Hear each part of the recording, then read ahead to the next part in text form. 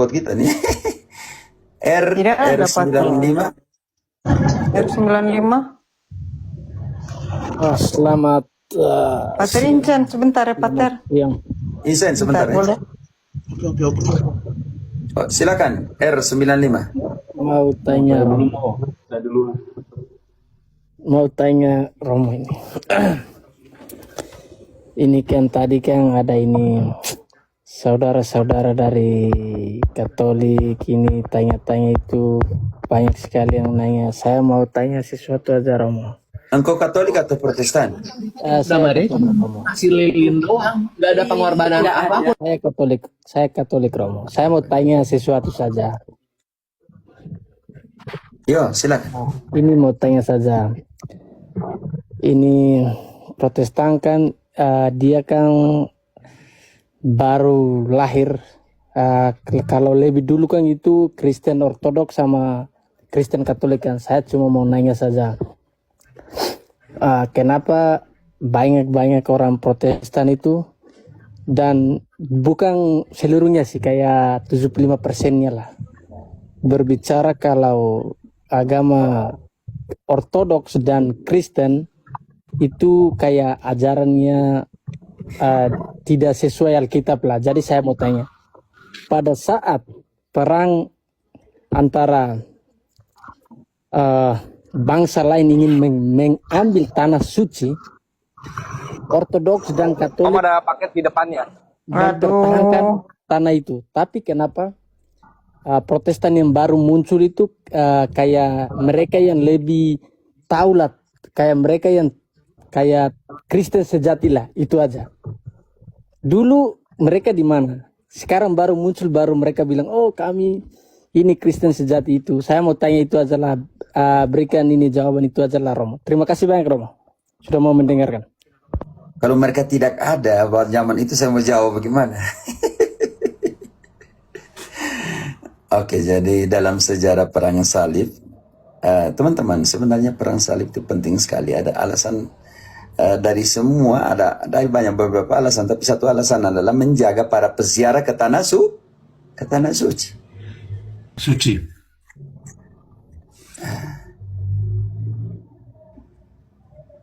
Dan pertanyaan saya sekarang, pendeta-pendeta Protestan dan Protestantisme mereka pergi ziarah. Ziarah ke tanah suci secara biblis tidak ada. Bilang ziarah pergi ke gereja-gereja yang ada di tanah suci secara biblis kita tidak temukan. Gereja ya, macam begitu. Beda dengan orang Israel pulang kembali untuk pesta Jom Kippur dan lain semuanya di tanah suci. Jadi mereka punya bait suci, bukan tanah suci pada saat itu. Kalau mau relevan, konsekuen dengan situasi, maka akun saya di mute kan 10 menit. Di mute. Oh ya, Ya. kenapa? Ada Tidak yang tahu. repot ya? Ada yang report. Oke, tidak. Jadi ini penting sekali. Kalau Protestan mengikuti tradisi ziarah, artinya mereka mengikuti tradisinya Katolik. Oke. Bisa mengerti seperti itu. Jadi ketika engkau bertanya, mereka tidak ada pada zaman itu, tetapi sekarang mereka pergi ziarah. Kalian mengikuti tradisi Katolik. Karena ketika kalian mengikuti tradisi Katolik dan kalian menyerang Katolik, maka di situ ada persoalan besar sekali di situ. Kamu Katolik, tetapi kalian mengikuti, kamu bukan Katolik, tetapi kalian mengikuti tradisi Katolik. Ini jadi persoalan besar. Maka sebenarnya engkau harus tanya ke Protestan. Kenapa kamu yang Protestan ini mengikuti tradisi Katolik? Harus tanya ke mereka, bukan tanya ke kita. Bisa mengerti, saudaraku? Jadi kau jangan tanya di sini, tanya ke mereka. Bisa. Terima kasih banyak. Terima kasih banyak Romo. Mau tanya Kenapa? Ya, ya, silakan. Iya, silakan. Romo bicara dulu. Maaf. Saya Ya, potong. makanya begitu. Lanjut. Kalau tanya di sini kita jadi bingung. Yang pergi ke tanah suci mereka, ziarahnya ikut tradisi Katolik, dan karena tradisi ziarah ini sampai juga salah satu alasan perang salib untuk melindungi para peziarah.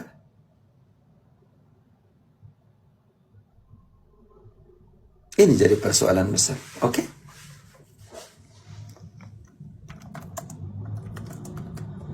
Saya bagian titip layar. Satu teman kelas. Ini Romo mau tanya lagi, satu lagi. Ini terakhir dari saya. Bisa. Silakan. Kenapa di gereja-gereja Katolik itu ditaruh kayak patung-patung kayak Bunda Maria dan santo-santo lain? Dan pertanyaan saya itu cuma satu. Apakah santo-santo yang ditaruh di dalam gereja itu kita menghormati atau haruskah kita apa bilangnya? Menyembah. Ya, menyembah. Saya mau tanya, menyembah atau hanya menghormati bahwa mereka itu orang-orang suci? Begitulah pertanyaan. Kasih banyak, Romo. Penting sekali, secara fisik gereja Katolik itu mirip seperti bait suci di Yerusalem. Di dalam bait suci Yerusalem terdapat begitu banyak ukiran, hiasan, dan patung-patung. Kita ambil contoh di dalam ruang utama di bait suci, Indri, di dalam 1 Raja-Raja 6 ayat ke-23. Tuhan suruh buat apa dan taruh di mana? Selanjutnya, di dalam ruang belakang itu dibuatnya 2 kerup dari kayu minyak, masing-masing 10 hasta tingginya. Sayap yang satu dari kerup itu 5 hasta panjangnya, dan sayap yang lain juga 5 hasta. Sehingga dari ujung sayap yang satu sampai ke ujung sayap yang lain 10 hasta panjangnya. Juga kerup yang kedua adalah 10 hasta panjangnya. Dan kedua kerup itu sama ukuran dan sama potongan badannya. Tinggi kerup yang satu 10 hasta, dan demikian juga kerup yang kedua. Maka taruhnyalah kerup-kerup itu di tengah-tengah ruang yang di sebelah dalam sekali. Kerup-kerup itu mengembangkan sayapnya, sehingga kerup yang satu menyentuh dinding dengan sayapnya, dan kerup yang kedua menyentuh dinding yang lain. Sedang sekarang pertanyaan saya. Patung besar tidak yang ada di bait suci? R95. Begini, Romo. Pertanyaannya begini aja, Romo. Apakah patung yang di dalam gereja itu kayak santo-santo itu yang satu saja? Kita apakah R. Saya bisa mengerti itu. Ya. Di dalam bait suci kan bilang gereja secara fisik itu mirip seperti bait suci. Di dalam bait suci itu ada patung tadi atau tidak? Begini, Romo. Pokoknya saya tanyanya bukan soal tadi saya bilang patungnya, tapi pertanyaan. Iya, saya mengerti. Saya sangat mengerti. Apakah kita harus? Saya mau buat pembanding dulu supaya bisa menjelaskan kepada engkau. Siap. Di dalam bait suci banyak patung kerubim atau tidak? Bantu ayat 29-nya. Dan pada segala dinding rumah itu, semua dinding, berkeliling ia mengukir gambar kerup, pohon korma, dan bunga mengembang, baik di ruang sebelah dalam maupun di ruang sebelah luar. Sekarang di pintunya 32. Pada kedua daun pintu dari kayu minyak itu ia mengukir gambar kerup, pohon korma, dan bunga mengembang. Kemudian dilapisinya dengan emas, juga pada kerup dan pohon korma itu disalutkannya emas. Oke, pertanyaan saya untuk si R95. Orang Yahudi menyembah patung-patung itu. Orang Yahudi menyembah patung-patung yang ada di bait suci? Romo, saya kalau soal itu kurang paham. Pertanyaan saya Tidak menyembah, karena nanti menyembah dia punya persyaratan. Oke. Sekarang ketika perjanjian baru adalah kepenuhan dari perjanjian lama, liturgi perjanjian baru adalah kepenuhan dari liturgi perjanjian lama, maka kalau ketika engkau masuk bait suci Yerusalem pada zaman itu sekarang mirip ketika engkau masuk basilika, engkau masuk katedral. Di sana begitu banyak ukiran, hiasan, dan patung-patung. Orang Katolik tidak pernah berpikir untuk menyembah.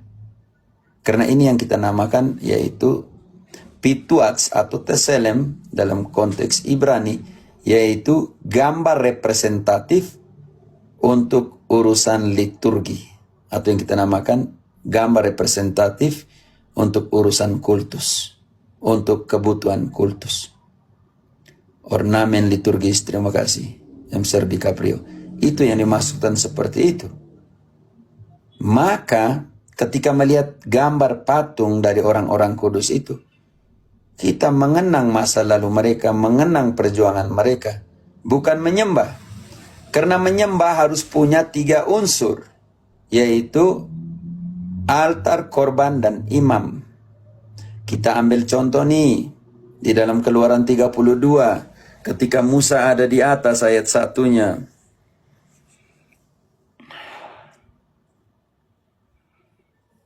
Keluaran 32 ayat 1, Idese. Halo? iya. Maaf, saya mute. Ketika bangsa itu melihat bahwa Musa akan turun dari gunung itu, maka berkumpullah mereka mengerumuni Harun dan berkata kepadanya, "Mari buatlah untuk kami Allah yang akan berjalan di depan kami, sebab Musa ini orang yang telah memimpin kami keluar dari tanah Mesir." Sekarang ayat 3-nya. Lanjut. Lalu seluruh bangsa itu menanggalkan anting-anting emas yang ada pada telinga mereka dan membawanya kepada Harun. Harun buat apa? Lanjut. Diterimanya itu dari tangan mereka, dibentuknya dengan pahat dan dibuatnyalah daripadanya anak lembu tuangan. Kemudian berkatalah mereka, "Hai Israel, inilah Allahmu yang telah menuntun engkau keluar dari tanah Mesir." Lalu buat apa lagi di depan patung lembu itu? Ketika Harun melihat itu, didirikannyalah mezbah di depan anak lembu itu. Berserulah Harun, katanya, "Besok hari raya bagi Tuhan." Sekarang sudah ada patung lembu nih. Di depan patung lembu tadi mereka dirikan apa? Aduh, air minum kopi ini.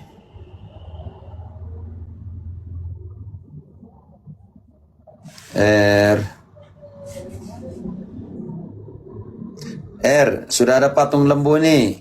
Ayat yang baru dibaca, di depan patung lembu itu mereka dirikan apa lagi?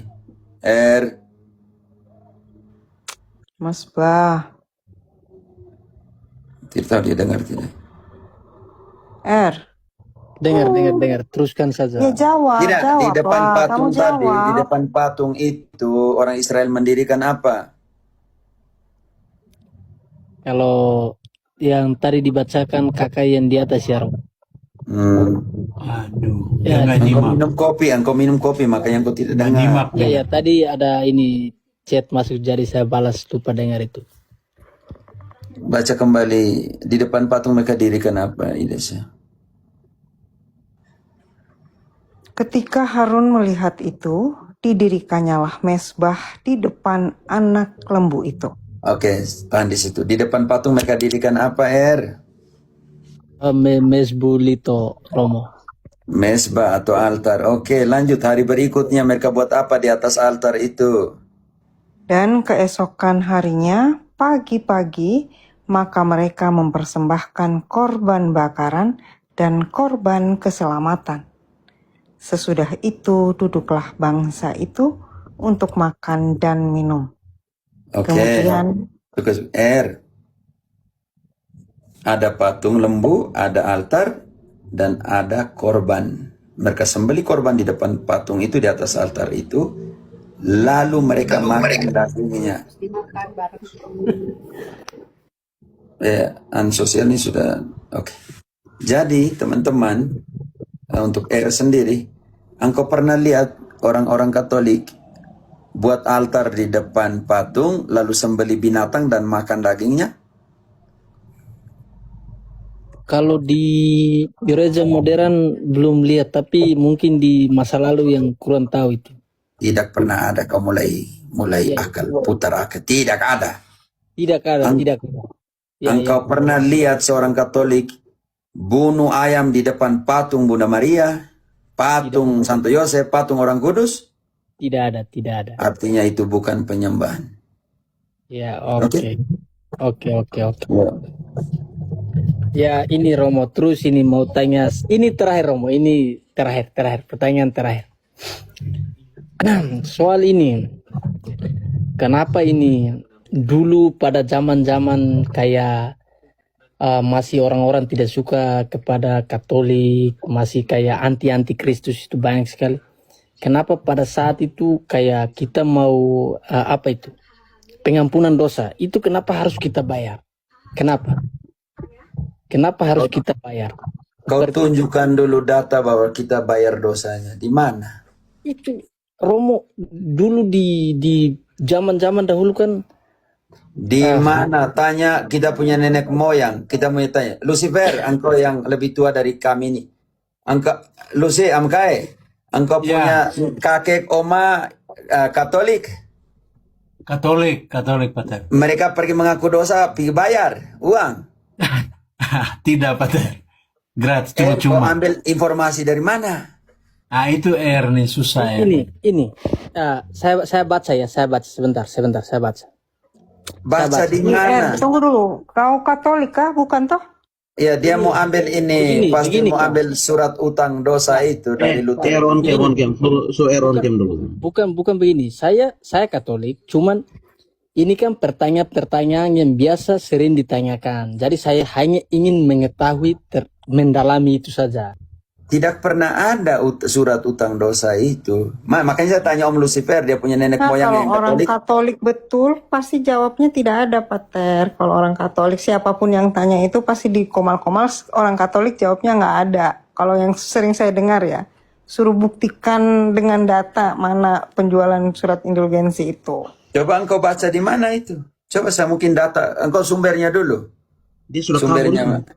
Dia sudah kabur itu. sudah Soalnya dia kabur. punya kamera tidak bisa juga, Pater. Saya minta untuk open cam tidak bisa juga. Tapi dari logatnya tadi itu dia kayaknya Timor orang Leste. Timor Leste. Timor Leste sih. Karena dia belakangnya tambah gitu, makan jadi makang. Dia ngomong tim itu. Fix 100%. Ya sebenarnya dia. Memang itu sering dipakai sama teman-teman kita yang itu. Memang kita juga sudah beberapa kali jawab, bahkan kita kasih tahu kasusnya terjadi di mana, bukan di seluruh gereja universal, tetapi lokus kejadiannya ada di mana. Tapi bahkan kita minta surat yang kamu bilang ada surat itu, mana suratnya, buktikan dengan data. Tidak bisa dibuktikan, tetapi terus digunakan untuk framing gitu. Begitu. Oke.